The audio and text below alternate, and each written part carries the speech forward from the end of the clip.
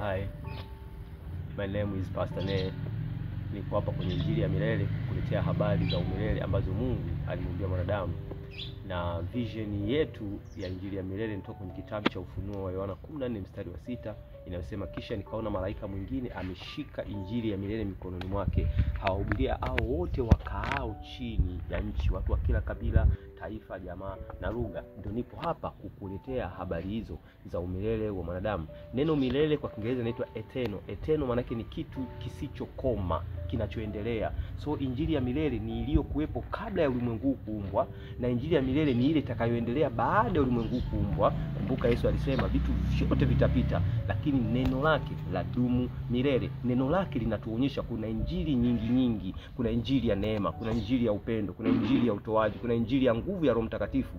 Lakini mimi kama Pastor Ne nimepewa neema ya kuhubiri Injili ya milele. So nitaenda leo kukufundisha kuhusiana na Mungu wakati anaumba ulimwengu huu. Alikuwa orchestrated events. Alikuwa ashaweka matukio yatakayotokea mbele. Tukio la Nuhu kugarikishwa lilishawekwa, na Nuhu akaamuliwa atakomboa familia yake. Tukio la Ibrahimu, tukio la wana Israeli kwenda kule utumwani Misri na watatoka na mali nyingi, lilishatabiriwa kwenye kitabu kile cha Mwanzo 15:13-14.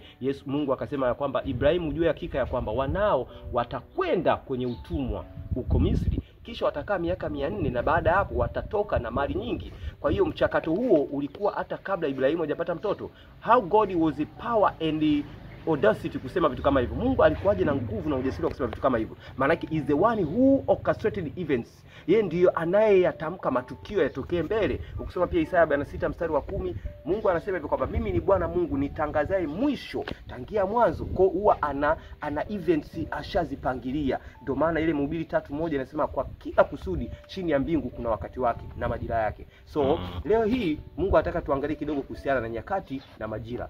Time and season.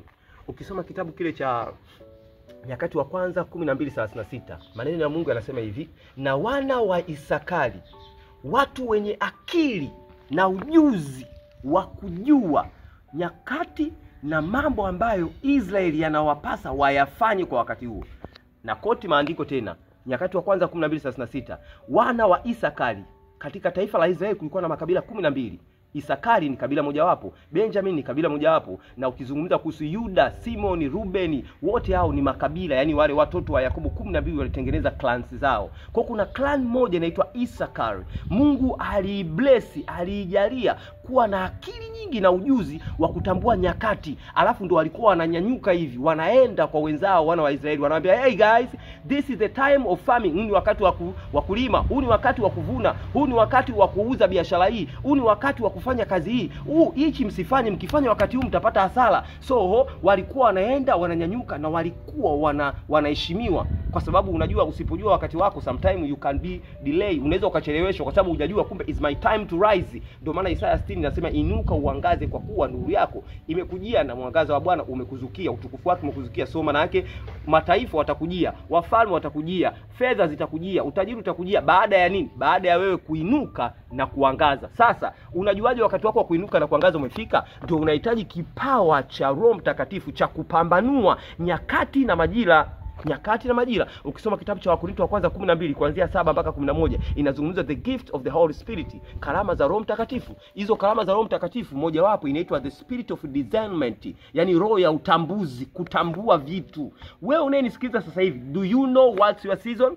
Unajua ni wakati gani wa kwako? Unajua ni majira gani ya kwako? Mwingine ni wakati wako wa kuolewa sasa hivi au wa kuoa, na umekaa you don't know it. So it's a word of prophecy, neno lako la unabii. You need to wake up na ukamtafute huyo mchumba hata kuja hapo. Nyanyuka, nenda kamtafute. Fedha usijali kuhusu fedha, kuhusu mahali, God will provide it. Mungu atakupatia. Ndio maana Mungu akamwambia Ibrahimu aende akatoe sadaka ya kutekeleza kwenye mlima Moria. Alipofika kule akataka kumtoa mwanae akasema, usimtoe mwanao, nimeshaandaa kondoo yule pale. Mungu ashaandaa mali yako, Mungu ashaandaa majibu yako. Wewe piga hatua, nenda mbele, kama vile Mungu anamwambia Yoshua, hayo maji ya Jordan yatakauka. We step in, piga hatua yakauke. So mimi nipo hapa kukuambia kwamba nyakati na majira zinatofautiana. Mimi kama pastor ni wakati wangu sasa hivi wa kuhubiri Hujawahi kuniona mimi nimeanza kujiandaa muda mrefu toka 2016, 17, 18 nimekaa nafundishwa, naenda chuo, unafanyaje. Time yangu ilipofika kuhubiri, Roho akaniambia it's your time. Na kwa sababu ninayo kipawa cha kupambanua roho, nikaelewa now is my time to start to preach. Ndio maana upo hapo unanisikiliza, ndio maana watu wanazidi kuongezeka kwangu. Mpaka sasa hivi kuna wadownload nao 200 karibu na 20 ngapi mpaka 30 wanaofuatilia tu injili ya milele. Sikuwa najua, tumekutana nao mtandaoni, lakini haikuwa hivi mwanzo. Kuona wewe ni wakati wako wa kufanya nini? I'll give you very first ingredient, yani kile kipengele kimuhimu cha kwanza cha kujua wewe huu ni wakati gani wa kwako. Kipindi kitakachokuja ndio nitakwambia kwamba nini ni kiashiria cha wewe kujua huu ni wakati wangu wa nini, kwa sababu kuna wakati wa kupanda, kuna wakati wa kuvuna, kuna wakati wa kukusanya, kuna wakati wa kutoa. Yani hata utoaji kuna kipindi inabidi utoe. Wewe unayenisikiliza, yamkini wakati wako wa kutoa.